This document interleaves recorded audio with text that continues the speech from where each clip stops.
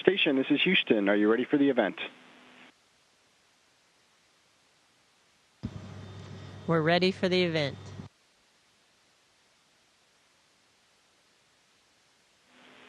Fox News Edge, this is Mission Control Houston. Please call station for a voice check. Station, this is Allison Conklin with Fox News Edge. Can you hear me? Hey, Allison, we have you loud and clear. Awesome. Hi, guys. How are you? We're doing great. Thanks. We had a great week and looking forward to the weekend. Do you actually have weekends? Like, do you take time off when you're up there? Yeah, we get a little time on the weekends to have free time. Usually on Saturday mornings, we'll do kind of house cleaning up here. And then after that, Saturday afternoon is free and Sunday is generally free as well. So what's a typical day like for you? Do you wake up? Do you do exercises? Do you have meals at certain times of the day? Actually, we all kind of have different schedules because we have only limited number of exercise hardware, and we spend each of us about 2.5 hours exercising a day. And so the schedulers have this big challenge of juggling all the things that we have to get done in addition to exercise with the availability of the hardware and making sure that the space is free and available for us to work. But a typical day can involve maybe a big scientific day where we're doing lots of different scientific experiments. It might be a repair day where we're fixing hardware. In general, we don't typically work together on things because we're each individually working on different experiments or different projects. So the fun part of the day is actually when we get together for the meals and get a chance to spend a little time together and talk about the funny thing that happened to us. That's awesome. So how many people are up there with you guys right now? So we have a crew of 6, which is the normal crew complement up here. There's 2 groups of 3 because of the Russian vehicles that we fly up and down on only hold 3 people. So I came up with 2 Russians, and Peggy came up with a Russian and a French astronaut. Do you guys talk about politics up there? Luckily, no. Yeah, luckily, no. That's a great answer. I wish I was up there with you then. So as I understand it, Peggy, you're going to be breaking a record soon. Talk a little bit about that and just your career.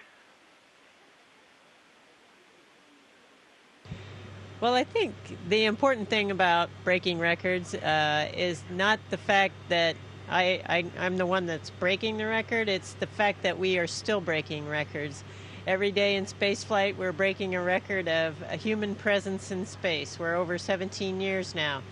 Each day, we're breaking records. And as long as we continue to break records, I think that's really important. So it's great to break a record, but it's even better that the record is broken again, that we are continuing to progress and push the frontier. And Shane, as I understand it, you're wrapping up your time out there. How long is a typical trip? What was yours is about 5 months, as I understand it. And how long are other people up there for? So in general, we're up here about 6 months, and mine will be, I think, 5 months and 3 weeks, the way it ends up. And but in general, we're up here for 6 months at a time. I've been up here, I think, 4 months tomorrow, and Peggy will have been up here about 3 months tomorrow. And I got a couple more to go. So there's kind of a lot of traffic going back and forth. I mean, 3 months, she came up 3 months ago. I mean, how do you get back and forth? I know NASA's program is sharing resources with Russia, right? Yes, so right now we're currently using the Russian spacecraft to launch to the space station and return us safely home. However, all of our cargo vehicles are we have two different cargo suppliers that are commercial in the United States, SpaceX and Orbital ATK. And then we also have Japanese carriers that bring up cargo, and European carriers that brought up cargo, and Russian Progress vehicles that bring up cargo. And in another year and a half or so, we're hoping that we're going to have commercial crew capability provided by commercial vendors in the United States, so that we'll be able to bring up crew on board U.S. vehicles as well. So that'll actually be a step up.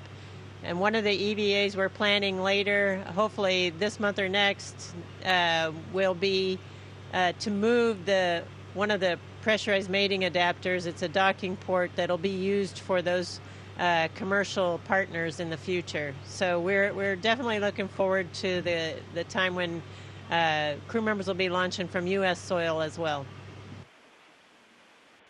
And I don't know if you guys follow what's happening here or what's happening in your industry, but tomorrow SpaceX is going to be launching a rocket into space, and they're talking about what's going to happen with that. And I don't know if you follow what SpaceX is doing and Elon Musk, and a lot of hype down here about the mission to Mars and what year that's going to happen and things like that. I mean, this is this kind of thing that it's huge right now. We're talking about it all the time.